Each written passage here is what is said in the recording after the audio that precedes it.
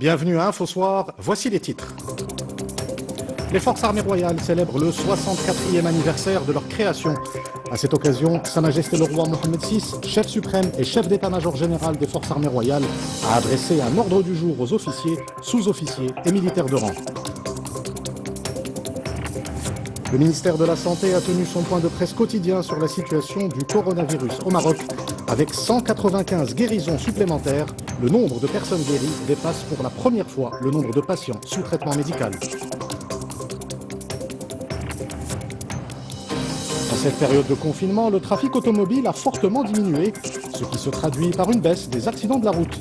Les compagnies d'assurance offrent donc à leurs clients un rabais allant jusqu'à 30%.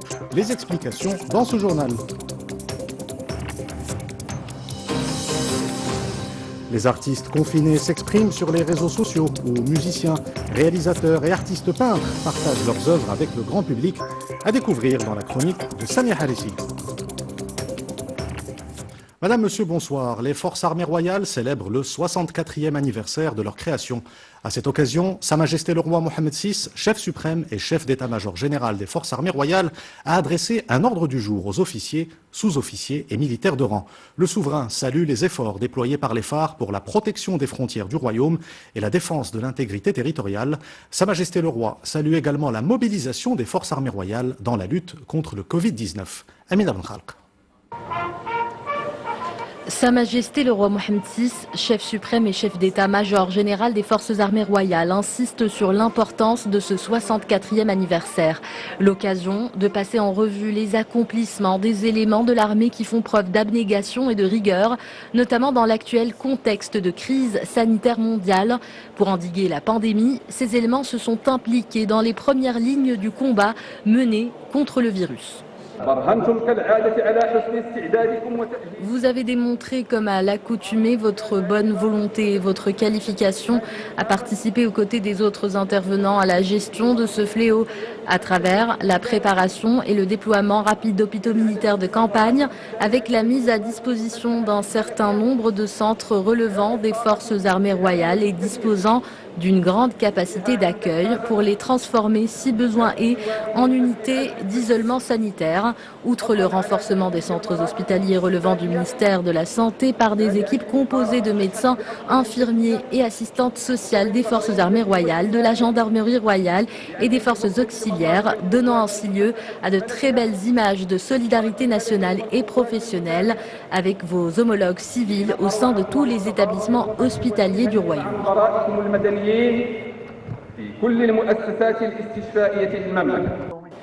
Sa Majesté le roi Mohammed VI a également salué les mesures prises dans le domaine du service militaire durant toutes les phases du processus d'incorporation du 36e contingent. Le souverain a également évoqué les efforts de l'armée pour le renforcement de la protection des frontières.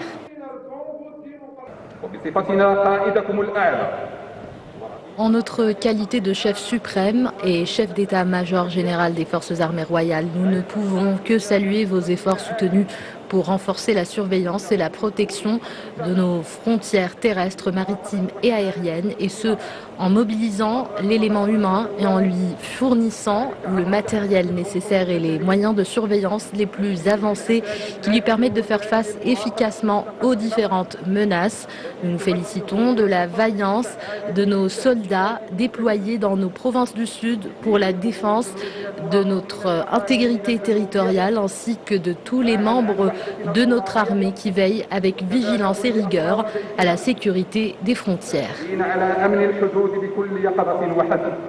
Ce même esprit de vigilance et de rigueur caractérise les efforts des contingents marocains qui s'acquittent de leur mission dans le cadre des opérations de maintien de la paix en République démocratique du Congo et en République centrafricaine. C'est ce qui anime également les équipes de l'hôpital militaire de campagne à Zaatari. Et à l'occasion de la célébration du 64e anniversaire de la création des phares, la famille des forces armées royales a adressé un message de fidélité et de loyalisme à Sa Majesté le roi Mohammed VI, chef suprême et chef d'état-major général des forces armées royales. À Rabat, le ministère de la Santé a tenu son point de presse quotidien sur la situation du coronavirus au Maroc. 95 nouveaux cas ont été enregistrés ainsi que 2 décès. Le ministère annonce également 195 guérisons supplémentaires. Ainsi, et pour la première fois, le nombre de personnes guéries dépasse le nombre de patients sous traitement médical. Plus de détails avec Rissa Saha. 179 guérisons en 24 heures, un chiffre très encourageant annoncé par le directeur de l'épidémiologie au ministère de la Santé lors de ce point de presse quotidien. Aujourd'hui, le Royaume vient de franchir un seuil avec un total de 3310 rémissions depuis le début de l'épidémie, soit plus de la moitié des personnes touchées par le virus dans le Royaume. Le nombre de personnes guéries a dépassé le nombre de cas sous traitement médical. Le taux de guérison est en hausse. Nous avons de ce fait dépassé les 50%. Ce taux s'établit à 50,1%. تخطينا عتبة 50% وهذه النسبة أصبحت اليوم هي 50,1%. Ces dernières 24 heures, le Royaume a également enregistré 2 décès supplémentaires, portant à 190 le nombre total de victimes mortelles du Covid-19. Mohamed Lioubi a fait également état de 95 nouveaux cas de contamination. Depuis le début de l'épidémie, 6607 personnes ont été testées positives au nouveau coronavirus au Maroc. Près de la moitié de ces 95 nouveaux cas ont été enregistrés dans la région de Casablanca-Stat. D'autres cas ont été enregistrés à Marrakech-Safi, Tanger Tétouan el-Husseima, à Fès Meknes et Rabat Saleh Kenitra. A contrario, les régions suivantes n'ont enregistré aucun cas depuis plusieurs jours, à savoir l'Ayoun Saqi al-Hamra, Dakhla Wad Dahab, Gelmim Wadnoun et Bni Milla al-Khnifra. Il y a également ces autres régions qui avaient enregistré peu de cas. Il s'agit de l'Oriental et du Souss-Massa. Selon le ministère de la Santé, 91% des cas confirmés étaient asymptomatiques ou ne présentaient que de légers symptômes. 8% des cas étaient légers ou bénins et seul 1% des personnes malades se trouvaient dans un état avancé ou grave.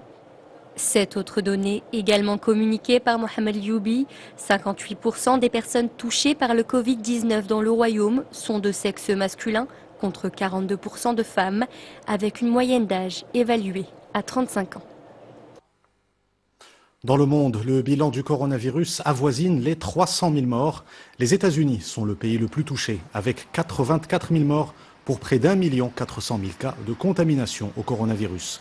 De son côté, l'Organisation mondiale de la santé déclare aujourd'hui que le Covid-19 pourrait ne jamais disparaître et deviendrait ainsi une maladie avec laquelle l'humanité devra apprendre à vivre. Arrêtons-nous à présent sur la situation des Marocains bloqués à l'étranger depuis l'apparition de la pandémie de coronavirus. Ils sont près de 27 000 à attendre leur rapatriement au Maroc. Pour le ministère des Affaires étrangères, ce rapatriement doit se faire en coordination avec les autorités sanitaires en fonction de la situation épidémiologique. Reportage Youssef Al-Ahmidi, le récit est de Jazia Hamari. Ils étaient des dizaines de Marocains à manifester lundi dernier devant les ambassades et les consulats marocains en Espagne ou en France, comme sur ces images. Dans l'incapacité de regagner leur pays, les Marocains bloqués à l'étranger appellent le gouvernement à agir. Le ministère de tutelle dispose désormais de plus de données et de renseignements sur les Marocains bloqués à l'étranger et se dit prêt à rapatrier ses citoyens seulement lorsque tous les feux seront ouverts, et ce en coordination avec toutes les parties concernées. Le ministère de la Santé suit de très près l'évolution de la pandémie au Maroc. Le rapatriement doit s'organiser dans des conditions strictes afin d'assurer la sécurité sanitaire de ses citoyens, leurs familles et des Marocains en général. Depuis que le Royaume a fermé ses frontières pour lutter contre le nouveau coronavirus, ce sont plus de 27 000 Marocains qui sont restés bloqués à travers le monde, une situation qui devient invivable malgré les efforts des représentations diplomatiques pour leur venir en aide. Nous avons mis en place une cellule de veille en coordination avec l'ambassade du Royaume à Paris et nous sommes en communication permanente avec le ministère des Affaires étrangères. Cette cellule a pour mission de récolter toutes les informations sur les Marocains bloqués et reste en contact avec eux pour leur venir en aide ou répondre à leurs interrogations. Le consulat a également pris en charge tous les frais d'hébergement ainsi que les dépenses liées aux analyses médicales pour les personnes souffrant de maladies chroniques et leur traitement. Une décision rapide et unanime est en phase d'être trouvée. Dans ce sens, les conditions de rapatriement devront nécessairement prendre en compte les hébergements en quarantaine et le suivi médical de ces Marocains bloqués à l'étranger une fois rentrés dans leur pays. La situation énergétique au cœur des travaux du Conseil de gouvernement, présidé par le chef du gouvernement, Saad Eddine Othmani. Le Conseil s'est tenu par visioconférence. Le ministre de l'Éducation nationale et porte-parole du gouvernement, Saïd Hamzazi, précise que le ministre de l'Énergie, des Mines et de l'Environnement, Aziz Rabbah, a présenté un exposé sur la situation des secteurs de l'énergie et des mines durant la pandémie de Covid-19. Il a souligné les efforts menés depuis la mise en place de l'état d'urgence sanitaire, notamment pour assurer l'approvisionnement du marché national en bonbonnes de gaz butane. Le Conseil de gouvernement a également approuvé un projet de décret relatif à l'application de la loi sur le statut de Banque El Maghreb. Le soutien aux ménages du secteur informel se poursuit, des ménages touchés par les conséquences du Covid-19. La deuxième opération de soutien a démarré aujourd'hui. Les premiers bénéficiaires ont reçu des SMS de notification. Exemple dans la région de Taza, dans ce reportage de Sarah Jabri et Driss El-Kohen. Conducteur de triporteur à Tehla près de Taza, Driss a cessé toute activité depuis l'instauration de l'état d'urgence sanitaire. Ramédiste, il bénéficie aujourd'hui de la deuxième opération de distribution des aides financières aux ménages du secteur de l'informel. J'exprime ma gratitude à Sa Majesté le roi Mohamed VI pour cette initiative de solidarité. Les autorités locales sont à pied d'œuvre pour que l'opération se déroule dans les meilleures conditions. Avant la pandémie, je travaillais pour subvenir aux besoins de ma famille. Mais depuis, je n'ai plus aucune source de revenus. Cette contribution financière me sera d'une grande aide. L'opération tient compte des déclarations déjà enregistrées. Elle s'appuie sur des SMS envoyés sur les téléphones portables des chefs de ménage concernés afin d'éviter l'encombrement des points de retrait en cette période de confinement. Un confinement d'ailleurs largement respecté à travers la province de Taza. Je demande à tous les citoyens de respecter les mesures d'hygiène et de ne sortir qu'en cas de nécessité. Ici à Taza, les habitants respectent remarquablement le confinement. Les autorités sont à pied d'œuvre pour veiller à l'application des mesures de contrôle et les habitants se sont adaptés à la situation. Tout cela pour vaincre la pandémie. Et dans la continuité de l'élan de solidarité nationale en cette période de pandémie, la deuxième phase de l'opération de distribution des aides financières démarre donc ce jeudi à travers le Royaume et sera bouclée cette semaine. En cette période de confinement, le trafic automobile a fortement diminué, ce qui s'est traduit par une baisse des accidents de la route. Cela a poussé les compagnies d'assurance à offrir à leurs clients un rabais allant jusqu'à 30% pour les contrats renouvelés entre le 1er juin 2020 et le 31 mai 2021. Les explications dans ce reportage de Saïd Benzizou, le récit est de Mehdi Boukhari. En cette période de confinement, les Marocains empruntent de moins en moins leur voiture. Une baisse du trafic qui a été au cours de ces 2 derniers mois, synonyme d'une baisse des accidents de la route. Une situation particulière qui a poussé les assureurs à réduire les prix des contrats d'assurance. C'est une décision et une remise qui tombent à point nommé, surtout que plusieurs personnes sont à l'arrêt ou se retrouvent sans emploi. Toute baisse, c'est la bienvenue. C'est une mesure sensée, surtout qu'au cours de ces derniers mois, et notamment avec le confinement, le flux de circulation automobile a baissé. C'est une bonne décision. Un réajustement exceptionnel et un rabais sur les primes d'assurance qui peut atteindre les 30% pour un contrat annuel. Une remise octroyée au moment du renouvellement de la police d'assurance entre le 1er juin 2020 et le 31 mai 2021. La Fédération royale marocaine des sociétés d'assurance et de réassurance a décidé d'octroyer une réduction de 30% sur la prime de la responsabilité civile nette et les garanties annexes. Ceci, c'est pour les gens qui vont assurer leur assurance, renouveler leurs assurances à partir du 1er juin 2020, à la seule condition que ces assurés aient été assurés durant la période de confinement. Nous avons décidé de le faire maintenant. Alors les automobilistes qui ont déjà renouvelé leur contrat d'assurance en ce mois de mai, ils n'ont pas à s'inquiéter puisque cette mesure restera valable jusqu'en mai 2021 pour permettre à ceux qui ont déjà renouvelé un contrat annuel, d'accord, lors de leur prochain renouvellement, même s'il arrive en mai 2021, ils pourront également en bénéficier. Il s'agit de redistribuer un peu plus de 500 millions de dirhams à l'ensemble de nos assurés. Un cadeau donc pour les petits rouleurs en cette période de confinement qui représente une enveloppe de 500 millions de dirhams pour le secteur des assurances. Une mesure qui s'ajoute à un ensemble de dispositions mises en place par les entreprises du secteur pour alléger les charges financières des ménages marocains face à cette crise du Covid-19. Leur activité est à l'arrêt depuis le 16 mars dernier. Les cafés et restaurants représentent l'un des secteurs les plus touchés par les effets du Covid-19. En espérant une reprise prochaine, les professionnels du secteur se préparent à plusieurs scénarios de redémarrage de l'activité. Exemple à Casablanca dans ce reportage de Hassan Lohmadi et Younes El-Habchaoui. 30 000, c'est le nombre des commerces de restauration au niveau de Casablanca. Ce nombre englobe les restaurants, les cafés, les snacks ou encore les laiteries. Comme beaucoup d'autres secteurs, l'impact de l'état d'urgence s'est fait durement ressentir. Pour sauver la situation, les employeurs misent sur une reprise de l'activité dans les plus brefs délais avec des mesures appropriées. Cette action, elle vient pour sensibiliser les acteurs. Nous avons besoin, je pense, d'une petite semaine pour que tout le secteur soit prêt et par rapport aux conditions que nous sommes en train de mettre en place. Et on espère que d'ici entre le 20 mai et le 1er juin au plus tard, que au moins le secteur de la restauration reprenne exclusivement la partie livraison, emportée et drive. La reprise de l'activité de manière partielle est au centre des préoccupations des professionnels. Des pourparlers sont en cours avec le gouvernement et les parties concernées afin de trouver des solutions concrètes.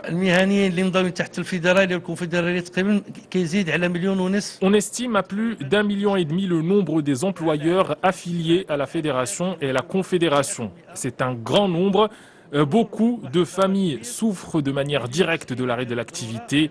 Les employés souffrent eux aussi car la plupart œuvrent dans l'informel. En pleine agonie, le secteur de la restauration a plus que jamais besoin d'être réanimé. Cela passera peut-être par une reprise partielle de l'activité dans les 2 prochaines semaines. Affaire à suivre. Ce message de condoléances et de compassion adressé par Sa Majesté le roi Mohammed VI aux membres de la famille de feu Abdelrahman Saïdi, ancien ministre de la privatisation décédé mardi. Le souverain exprime aux membres de la famille du défunt et à travers eux à l'ensemble de ses proches ses vives condoléances et ses sincères sentiments de compassion. Place à présent à la chronique culturelle que nous retrouvons comme tous les jeudis avec Samia Harissi. Bonsoir Samia. Bonsoir Mehdi. Vous nous présentez ce soir une chorale internationale qui a bravé les distances physiques en chantant aux 4 coins du monde sans voyager. Exactement, c'est l'histoire d'une chorale, Mehdi, dont les membres sont disséminés sur toute la planète et qui décident de dépasser les contraintes du confinement en chantant tous ensemble sur les réseaux sociaux qui leur ont permis d'éliminer les distances physiques. Vous allez voir, c'est impressionnant.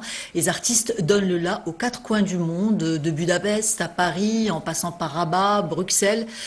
Cœur et âme, c'est le nom de cette formation créée en 2003 qui compte 59 choristes, tous unis par l'amour de la musique, malgré la distance, réunis autour d'un même rêve, Hulm Jamil, un beau rêve et également un témoignage d'amour à leur chef de chœur, Hamid Ben Abdallah. Les choristes ont chanté sous la direction de Yanis Ben Abdallah. On regarde.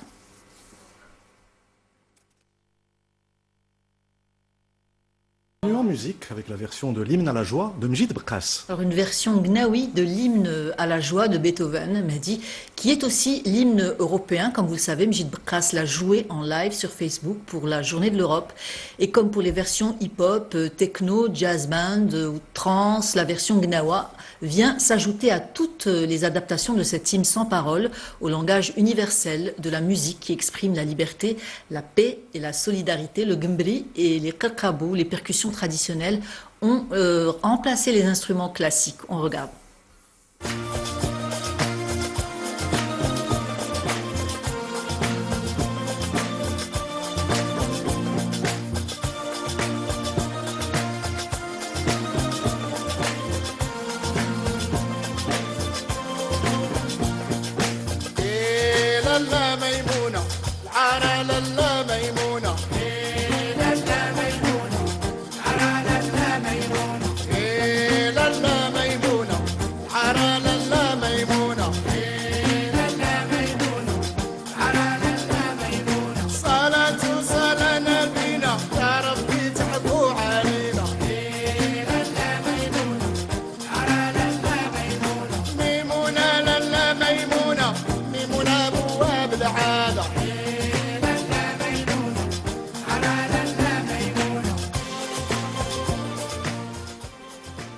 Les artistes sont nombreux à organiser des webinars et des rencontres sur le net. C'est le cas de Alaeddin El-Jem qui s'est prêté au jeu des questions-réponses. Alors, le réalisateur du miracle du Saint inconnu, Mehdi, est revenu en direct sur les réseaux sociaux, sur son parcours, sur des anecdotes de tournage avec des étudiants d'une école d'art visuel, une masterclass sur le web modérée par le jeune réalisateur Walid Ayoub. Le miracle du Saint inconnu a été présenté à Cannes et au FIFM en 2019 et a décroché le prix du meilleur premier film au Festival national de Tanger en 2020. La rencontre s'est clôturée sur une session de questions-réponses avec les internautes et sur ses courts-métrages Dernier hommage et Les poissons du désert. Mehdi. Amen. Amen. Est-ce que tu peux me lister rapidement les étapes? Et comme tous les jeudis, vous nous introduisez dans les ateliers d'artistes confinés. Oui, l'artiste s'appelle Aïssa Joud et il vit pratiquement toute l'année dans son atelier dans la région de Ouarzazate. Et pendant ce confinement, il en profite pour peaufiner sa technique picturale. En optimiste invétéré, l'artiste Aïssa aborde toujours la réalité sous un angle positif et spontané. On regarde.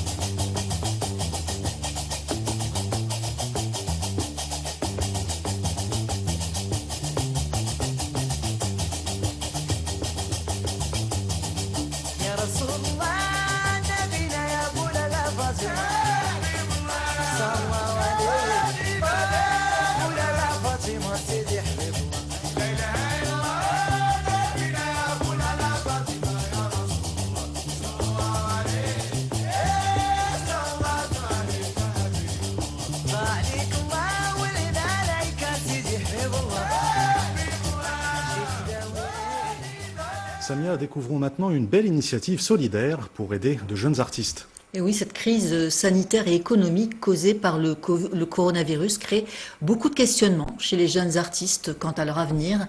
Dans ce contexte délicat, un galeriste et amateur d'art, Ilyas Alami Afilel, et plus de 60 artistes reconnus lancent une grande opération intitulée Beaux-Arts Solidarité Maroc 2020. Plus de 100 œuvres originales ont été réunies à ce jour, des œuvres vendues sur Internet pour venir en aide aux artistes des écoles de Beaux-Arts de Tétouan et Casablanca. La vente continue jusqu'au 20 mai, l'occasion de faire un geste de solidarité et d'acquérir une œuvre d'art.